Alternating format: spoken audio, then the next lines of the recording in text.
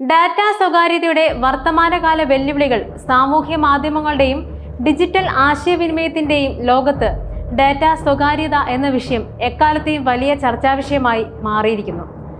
ഉപയോക്താക്കളുടെ വിവരങ്ങൾ എങ്ങനെ കൈകാര്യം ചെയ്യപ്പെടുന്നു, ആർക്കൊക്കെ അത് ലഭ്യമാകുന്നു എന്നതിനെക്കുറിച്ചുള്ള ആശങ്കകൾ ആഗോളതലത്തിൽ ഉയർത്തപ്പെടുന്നുണ്ട്.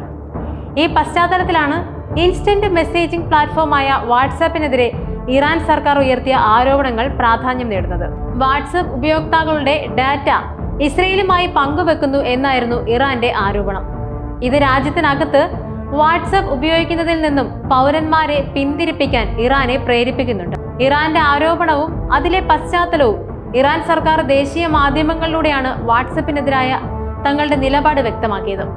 വാട്സപ്പ് തങ്ങളുടെ ഉപയോക്താക്കളുടെ വിവരങ്ങൾ ഇസ്രയേലിന് കൈമാറുന്നുണ്ടെന്നും ഇത് രാജ്യസുരക്ഷയ്ക്ക് ഭീഷണിയാണെന്നും ഇറാൻ ആരോപിച്ചു. സൈബർ സുരക്ഷാ വിഷയങ്ങളിൽ അതീവ ജാഗ്രത പുലർത്തുന്ന ഒരു രാജ്യമാണ് ഇറാൻ.